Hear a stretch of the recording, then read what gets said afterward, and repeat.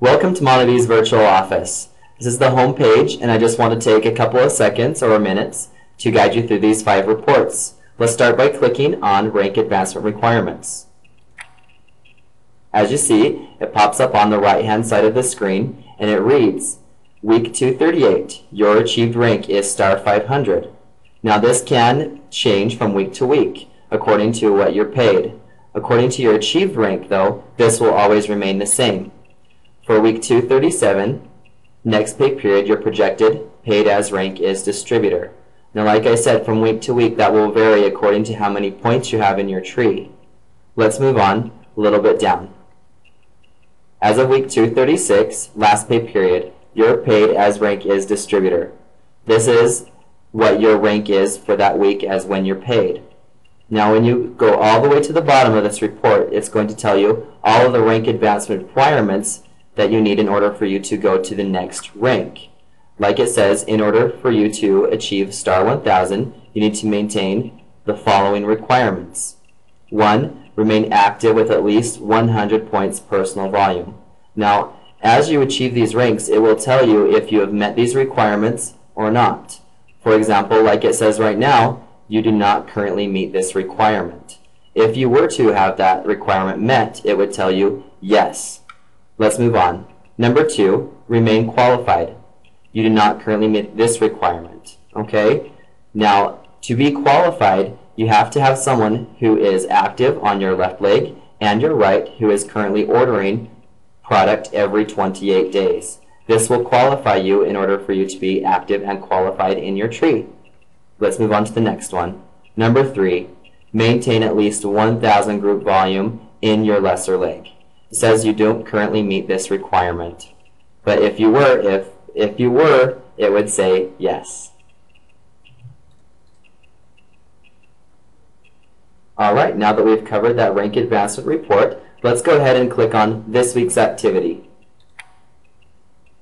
Like it says for this report, it will tell you this week's activity, such as your team volume in this week, your retail sales volume, and your total volume in both the left leg and the right leg. As you can see, your total volume for this week is 100 points in your right leg.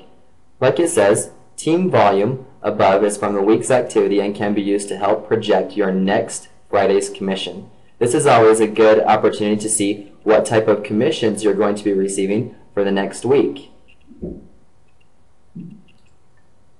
Let's move on to the next report. Let's click on Next Pay Period Summary. Next Pay Period Summary tells you what you're going to be receiving for your next commission. For example, in this week's activity report, that is for the week that you're in. But for the Next Pay Period Summary, this report tells you all of last week's volume or commissions that you would be receiving this Friday. So it says, carry forward volume from week 236. For example, it says 0 in your left and 0 in the right.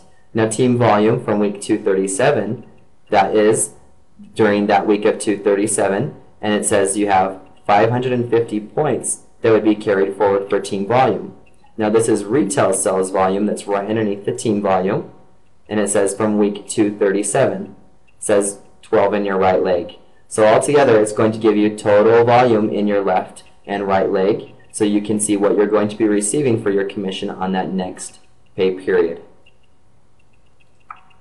Okay, let's go ahead and let's click on Last Pay Period Summary.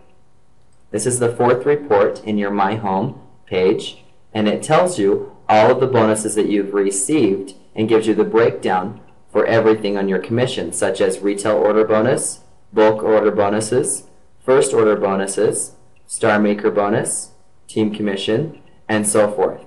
You can see your totals at the bottom of the page. Now if you want a complete history of all your commissions, all you need to do is click on that button that says click here. So let's go ahead and click here for your complete commissions past history. When we click on this button, it will give us a complete commissions past history of all of the commissions that we received. Now on the bottom right hand side of the page, you can see that there are 4 pages. If you click on that little down arrow, you can go to any one of the 4 pages that you'd like to see your commissions. Also, if you click on the bonus ID on the upper left-hand corner of each commission period, it'll give you a complete breakdown of all of your commissions that you've received, such as your preferred customer bonus. And if we click on that little plus sign, it'll tell us who it's from, their ID number, and what was paid out. For us to look at other commissions, all we need to do is click back. Now looking at the last report in our home page, it says Pay Period Summary, Last 4 Periods. If we go ahead and look at this report, it will tell us if we were active or qualified for that period to let us know that we would receive commissions or not. For example, week 237, it says NA, that means not qualified, or NQ, not qualified. If we look over to the bottom, in week 235, it has just an A, which means active, or Q for qualified, meaning that we were eligible to receive commissions. Now looking at the last report in your home page, Pay Period Summary, Last 4 Periods. This will give you an example of if you were active and qualified for each pay period for the last 4 weeks, so you can tell if you were eligible to receive commissions or not. For example, week 237, ending the 17th of July 2009, it says NA and NQ. Now if we look below in the legend, it reads not active or not qualified. This will give us an example as to why we didn't receive commissions, or if we did receive commissions, it will tell us if we were active and qualified and eligible for them. For example, in week 235 and 234. It shows us that we did receive those commissions for those pay periods. This concludes the 5 reports in the home page. These are just some of the reports that you're going to be looking at on a regular basis.